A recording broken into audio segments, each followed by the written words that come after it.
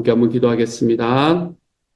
사랑하는 하나님, 우리가 주님 앞에 걸어가면서 딴 길로 가지 않을 수 있는 하나님의 사람이 되게 해주십시오. 하나님 앞에 함께 공동체로 살아가면서 주님 서로가 감당하는 일을 존중하고 인정하고 하나님여 그 자리를 걸어가는 모든 과정 속에서 우리가 하나님 모두가 힘을 합해 한 방향으로 걸어가되 하나님 걸어가는 방법은 다 달라도 그것이 주님께서 원하시는 하나님의 소원을 이루어드리는 일이라면 그것으로 기뻐하고 만족하며 걸어가는 하나님의 사람들이 되게 하여 주옵소서. 주님, 오늘 또 월요일 하루가 우리의 일주일이 시작되는 날입니다. 주님께서 은혜 더하여 주셔서 하나님 살아가는 모든 삶의 과정마다 주님의 능력이 함께하도록 아버지여 도와주옵소서. 모든 말씀 우리 주님 예수님 이름으로 기도합니다. 아멘. 하나님께서 우리에게 주시는 말씀 함께 읽습니다. 민수기 4장 21절부터 33절까지의 말씀입니다. 민수기 4장 21절부터 33절까지의 말씀 우리 같은 목소리로 함께 읽습니다. 시작. 여호와께서 또 모세에게 말씀하여 이르시되 게르손 자손도 그 조상의 가문과 종족에 따라 계수하되 30세 이상으로 50세까지 회막에서 복무하고 봉사할 모든 자를 계수하라.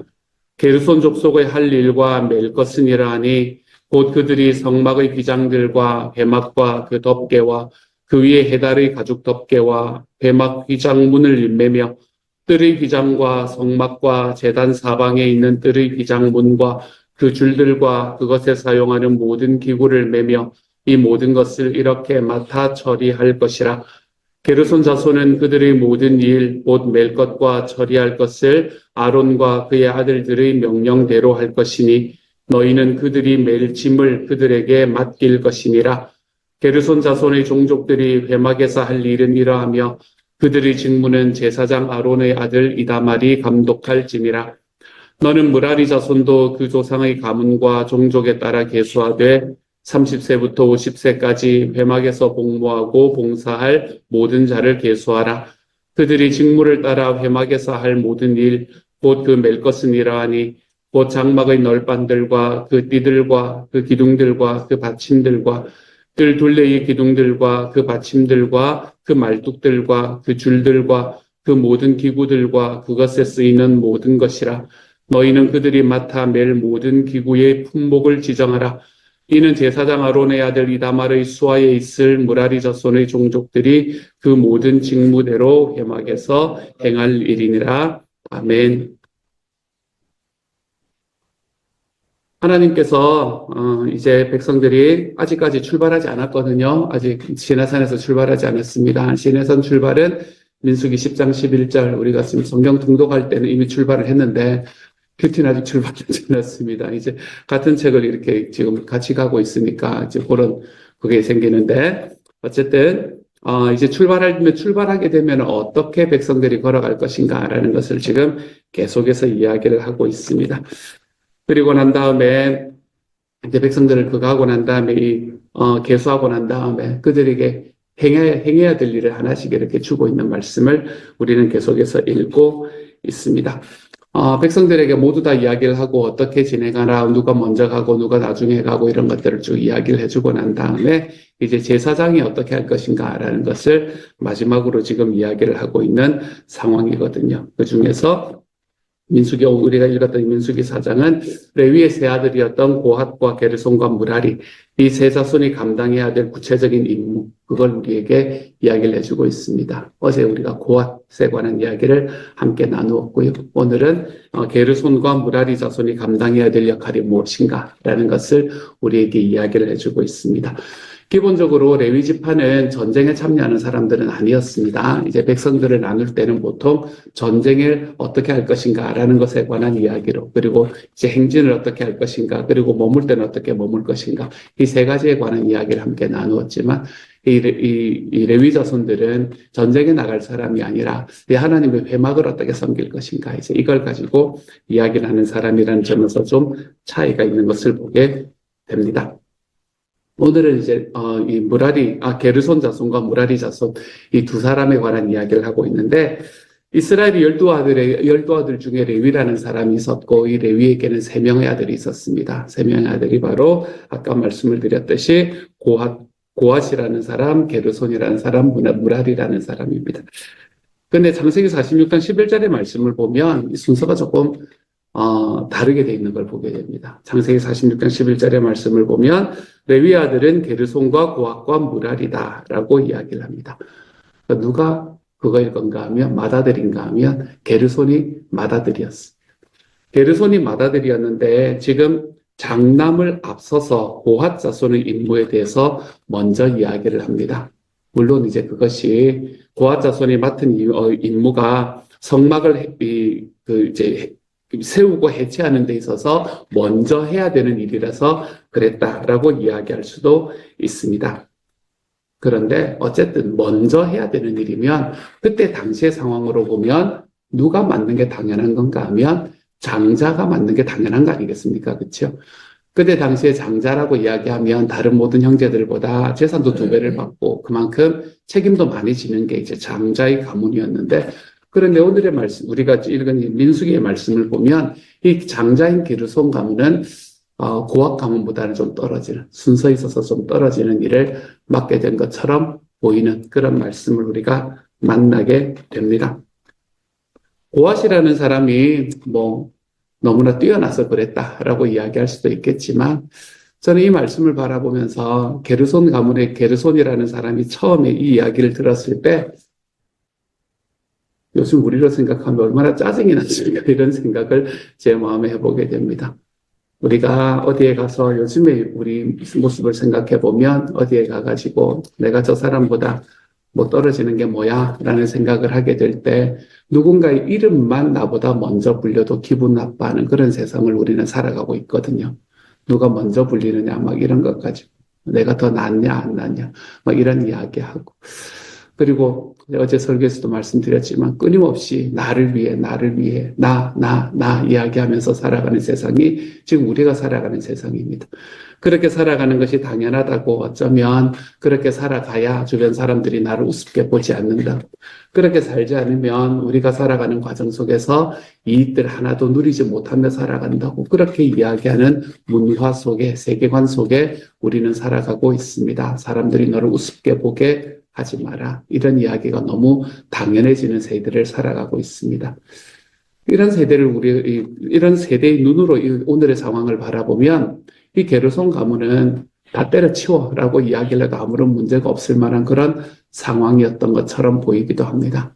하나님 어떻게 이럴 수가 있습니까? 요즘 그렇게 이야기도 잘 안 하잖아요. 그렇죠? 하나님께 이야기는 합니까? 어디? 내 자존심이, 내 자아가, 내 에고가 뭉개졌다라고 생각이 들면 하나님까지도 가지 않습니다. 다 뒤집어 엎으려고 하죠. 그럴 때가 얼마나 많은지 모릅니다.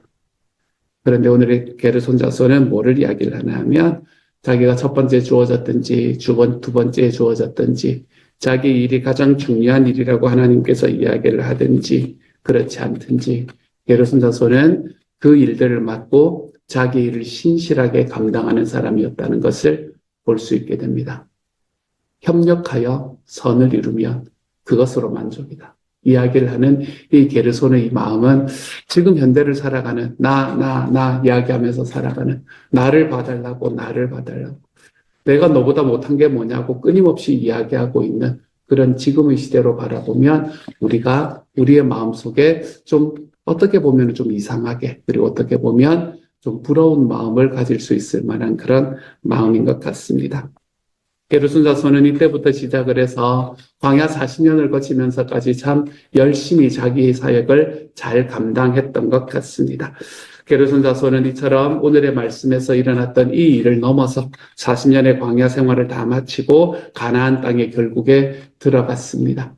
그리고 가나안 땅에 들어가고 난 다음에 그는 이사갈과 아셀과 납달리, 므낫세 반지파 이 네 지파의 기업 안에서 13개의 성읍을 얻게 됩니다. 이게 이제 레위 자손들은 기업을 못 얻었거든요. 이제 이 여호수아가 이제 가나안 땅에 들어가고 난 다음에 레위 지파에겐 땅을 주지 않았습니다. 그들은 하나님이 기업이다 이렇게 이야기를 했기 때문에 그들에게 땅을 주지 않았습니다. 그래서 그들은 같이 모여가지고 그 땅 안에서 자기의 그거를 이 지파를 이루어서 살기보다는 백성에 대해서 흩어지게 되었거든요. 그 흩어지게 된 이유도 사실은 생각해 보면 너무 당연한 이야기이기도 합니다. 왜냐하면 백성들이 평소 때 예배드리고 백성들이 평소 때 하나님의 길이 무엇인지를 물으려면 자기 주변에 왜 제사장이 있어야 될 거 아니에요. 그렇죠? 그렇기 때문에 각 고을에 이렇게 흩어져 살아가게 되었습니다. 근데 그 중에서 게르손 자손은 이사갈과 아셀과 납달리와 므낫세 반지파 기업 중에 13개의 성읍을 얻었다는 것을 우리가 볼 수 있게 됩니다. 그것뿐만이 아닙니다.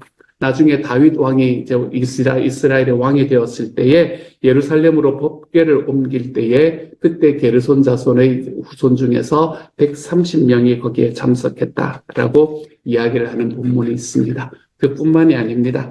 특별히 게르손 자손이었던 아삽이라는 사람. 아삽이라는 사람은 성경의 시편에 보면 시편을 11편이라 쓴 사람이기도 하고 아삽이라는 사람이 이 다윗 왕 때에 성전 음악가로 활동을 했던 사람이기도 했었습니다. 이게 다 게르손 자손의 게르손에게서 났던 게르손 자손이었던 사람들이었었죠. 이처럼 이 게르손이라는 사람 그리고 그 사람의 자손들은 대대로 성막과 성전 그리고 하나님을 찬양하는 일 이런 것들에 쓰임을 받았던 사람이 되었음을 우리는 성경을 통해서 역사를 통해서 볼 수 있게 됩니다. 어떻게 이게 가능했을까? 이게 가능했었던 이유는 너무나 당연하게 내가 장자인데 내가 맏아들인데 라는 그 위치로 인해서 중요해 보이는 자리 앞선 자리 요구하고 내가 이 정도는 해야 되는 사람 아닙니까? 내가 이런 거 하려고 이런 이야기 하지 않고 그곳에서 자기의 역할, 하나님께서 주신 역할을 신실하게 섬김으로 인해서 나타난 결과다라고 저는 생각합니다. 하나님께서 우리에게 맡기시는 일은 각각 사람마다 다 다릅니다. 어떻게 바라보면 그것이 뭐 다른 사람들이 보기에 눈에 탁 뜨이는 일일 수도 있고 그렇지 않은 일들일 수도 있습니다. 하지만 하나님께서 우리에게 맡겨주시는 하나님의 사명을 감당해 걸어가는 그 길을 향해서 걸어갈 때 주님께서 나에게 맡겨주시는 일에 신실하기 시작하면 충성하기 시작하면 하나님께서는 저와 여러분이 살아가는 삶의 모든 과정에서 그리고 특별히 우리의 후손들에게 하나님의 복을 허락해 주시는 분이 될 것이라는 것을 좀 믿고 걸어가시기를 소망합니다. 교회 안에서 공동체 안에서 하나님께서 이루시는 하나님의 공동체 안에서 잘 보이지 않는 곳에서 힘써서 일하는 사람이 더 존중받을 사람이다 라고 성경은 말합니다. 왜냐하면 사도 바울이 그렇게 말하지 않습니까? 그렇죠? 너희 중에서 더 연약한 지체가 더 존귀함을 받을 거다라고 이야기하고 있지 않습니까? 내가 잘 보이지 않는 곳에서 더 힘써서 섬기고 사람들이 나를 좀 알아주지 않더라도 하나님께서 원하시는 길이라면 내가 그것을 향해서 열심으로 걸어가는 삶을 우리가 걸어가기 시작할 때 이런 게 충성이라는 말이거든요. 이렇게 하나님 앞에 신실하게 걸어나가기 시작할 때 하나님께서는 저와 여러분이 하는 모든 일에 또한 오늘 게르손 자손이 그의 후대에 있는 모든 자손들에게 영향을 미쳤던 그 길로 우리를 걸어갈 수 있게 만들어 주실 겁니다. 그러니 주님께서 맡겨주신 일이라면 기쁨으로 감당하십시다. 하나님께서 나에게 맡겨주신 일이라면 그것이 어떤 자리, 날 뭘로 보고 이런 거 하지 마시고요, 여러분. 우리가 하나님께서 맡겨주신 자리면 그것으로 만족하고 기쁨으로 걸어가 볼 줄 아는 하나님의 사람들이 되어갈 수 있기를 우리 주님 이름으로 축복합니다. 이게 오늘 게르손 자손이라는 이름, 그 이름이 이제 고앗이라는 사람의 뒤에 나왔다라는 것에 의해서 하나님께서 주셨던 말씀이었고요.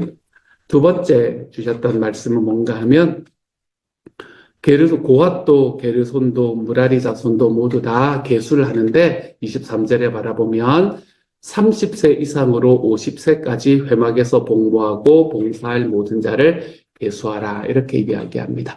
이것은 고핫도 마찬가지고 게르손도 마찬가지고 무라리도 마찬가지입니다. 근데 다른 지파들은 좀 다릅니다. 다른 지파들은 뭐라고 이야기하나 하면 회막에 복무하고 봉사할 사람이 아니라 전쟁에 나가 싸울 수 있는 사람을 계수하라 이렇게 이야기를 했거든요. 근데 다른 지파들은 전쟁에 나가서 싸울 수 있는 사람을 계수하라라고 이야기를 하면서 몇 살 이상으로 하나 하면 20세 이상을 계수하라 이렇게 말합니다. 20세 이상. 그런데 오늘의 본문에서는 30세 이상으로 50세까지의 남자의 숫자를 계수하라라고 명령하는 좀 차이가 있는 것을 볼 수 있게 되네요. 왜 그럴까? 왜 회막에서 일을 감당하는 것은 20살이 아니라 30살이었을까? 20대에 건강한 힘을 가지고 있다고 해서, 좀 건장한 힘을 가지고 있다고 해서 회막에서 일을 잘할 수 있는 것이 아니었습니다.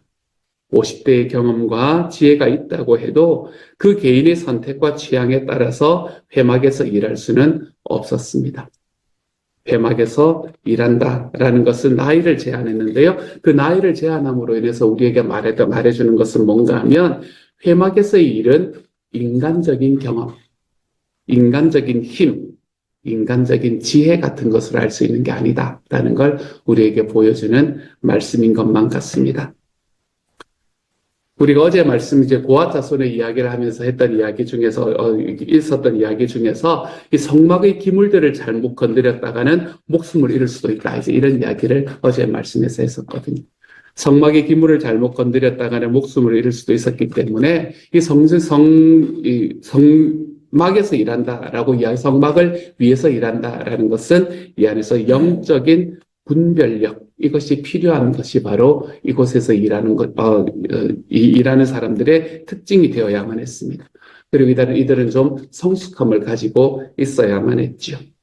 그뿐만이 아닙니다. 성막을 이동하기 위해서는 나중에 우리 무라리 자손의 이야기들을 보면 아시겠지만 말뚝, 그 받침, 기둥 다 옮겨야 된다고 그랬었거든요. 그런 걸 다 옮겨야 됐기 때문에 좀 힘도 무거운 짐을 져야 되는 건강함도 필요했던 거죠. 그렇기 때문에 이들에게 필요한 성숙함과 건강함, 이런 것들로 인해서 성막에서 감당할 수 있는 나이를 딱 제한을 하는 겁니다. 20세 이상이 아니라 30세부터 50세까지라고 제한하고 있는 것이지요. 우리의 삶 속에서 하나님 앞에 걸어갈 때, 우리가 주님 앞에 예수님을 위해서 살아간다라고 이야기를 할 때 우리에게 정말 필요한 게 뭔가라면 저는 분별하는 거다라고 이야기하고 싶습니다. 분별하는 거다. 우리가 젊어서의 열정으로 하나님 앞에 살아가는 것도 너무나 좋고, 그리고 우리가 나이 들었을 때에 그 나이 든 지혜로 하나님 앞에 살아가는 것도 너무나 필요한 일입니다. 하지만 우리에게 정말로 하나님의 뜻대로 살아가기 위해 필요한 것 한 가지를 말하라 그러면 저는 분별합니다 라고 이야기할 수 있을 것 같습니다. 하나님께서 정말 내 삶에 원하시는 것이 맞는가? 주님께서 내 삶에 걸어가는 이 길 속에서 주님께서 나에게 말씀해 주시는 나의 방향은 어디인가? 이런 것들에 대해서 분별하는, 하나님 앞에서 우리가 분별한다라고 이야기하는 것은 무엇을 이야기를 하는 건가 하면, 주님께서 우리에게 내가 살아가는 삶 속에서 막 기도함으로 인해서 오늘 막 음성 듣고 막 이런 것들이 아니라, 분별한다라는 것은 내가 지금 선택하고 걸어가는 길이 하나님의 말씀에 합당한 길인가, 이것을 우리가 기도하고 결정해내는 것을 말하는 겁니다. 주님의 말씀에 합당한 일인가, 주님께서 나에게 주신 하나님의 성경에 합당한 일인가, 그게 바로 분별한다라는 이야기의 핵심이 되는 거죠. 사랑하는 여러분, 우리가 주님의 말씀을 분별하고 싶다라고 이야기하면서 말씀을 읽지 않는다, 이거는 사실은 앞뒤가 좀 어긋난 이야기가 될 수밖에 없습니다. 내가 분별하기 위해서는 기도하는 것도 필요하지만 내가 분별하기 위해서는 말씀 앞에 바로 서 있는 일이 얼마나 필요한지 모릅니다. 그래서 우리가 지금 하고 있는 성경 통독의 시간이 저에게는 참 기대가 되는 시간이고, 또 지금 굉장히 즐거워하는 시간 중에 하나가 되고 있습니다. 하나님의 말씀 위에 바로 서서 내가 하나님 앞에 선택해야 되는 어떤 일이 있을 때마다 내가 기도하는 자리에 서 있으므로, 이 말씀과 기도 속에서 하나님께서 나에게 지금 말씀하시는 주님의 뜻을 좀 잘 분별하며 살아가는 하나님의 사람이 되어가시기를 소망합니다. 막 나의 열정으로 뛰어가는 것을 좀 넘어서서, 다른 사람들이 하는 일을 보면서 저건 그런 게 아닌데 라고 이야기하면 그 지혜와 경험을 좀 넘어서서 하나님 앞에서 내가 하나님의 뜻을 지금 분별해낼 수 있는 하나님의 사람, 저는 저와 여러분이 이 분별력을 가진 주님의 사람으로 서 나갈 수 있는, 그래서 우리 주님을 섬기되 정말 합당하게 섬기는, 30세에서 50세까지의 그 합당함으로 섬길 줄 알까. 나이가 문제가 아닙니다, 여러분. 나이를 말하는 게 아니고요. 그런 분별력들을 딱 가지고 하나님 앞에 살아갈 수 있는 하나님의 사람이 되기를 소망합니다. 주님 앞에 지혜로움도 가지고, 주님 앞에 분별력도 가지고, 주님 앞에 이 건강도 가지고, 우리가 주님 앞에 그렇게 걸어가 볼 줄 아는 하나님의 사람이 되어 가셔서 우리가 섬기는 모든 과정들 속에서 그것이 눈에 반짝반짝 보이는 빛나는 일이든 그렇지 않든 내 하나님께서 나에게 주시는 것이면 내가 순종하고 분별하는 마음, 하나님 앞에 감사함으로 우리 주님의 일들을 감당하며 걸어가는 하나님의 사람이 되어갈 수 있기를 우리 주님 이름으로 축복합니다. 같이 한번 기도합시다. 하나님, 요즘 이 시대는 나 이야기하는 시대입니다. 주님, 내가 안 보이면 짜증나고, 내가 안 보이면 힘들고, 누가 나 인정 좀 못 해주는 것 같으면 화가 나고, 몰라, 아파. 주님, 요즘 그런 세대를 우리가 살아가고 있는 것만 같습니다. 하나님, 그러한 세대 속에서 오늘의 말씀에서 이 게르손 자손이 하나님 행했던 일은 묵묵히 주님의 뜻을 따라갔던 이 마다들의 이야기는 우리에게 시사해 주는 바가 참 많습니다. 사랑하는 주님, 내가 얼마나 드러나느냐, 내가 얼마나 빛나느냐, 주님 이런 것이 아니라 내가 하나님 앞에서 얼마나 하나님의 뜻을 잘 감당하느냐, 주님께서 나에게 맡겨주신 일을 어떻게 감사함으로 주님 앞에 걸어가느냐, 주님이여 잘 보이지 않는 곳에 섬기는 것이 더 하나님 앞에 복받는 길이라는 것을 기억하고 주님 앞에 가지고 있는 건강함과 분별력으로 이 모든 일들 잘 감당할 수 있는 주님의 사람들에게 하나님 도와주옵소서. 우리 교회 기도 주님 아십니다. 교회 전체의 기도 하나님 우리 미리 목회님 지켜주셔서 하나님 오늘도 더 나아질 수 있도록 주님께서 도와주시고 하나님이 앞으로 회복하는 모든 과정들이 하나님 하나도 힘들지 않도록 주님께서 도우시고 함께하여 주옵소서. 모든 말씀 우리 주님 예수님 이름으로 기도드립니다. 아멘.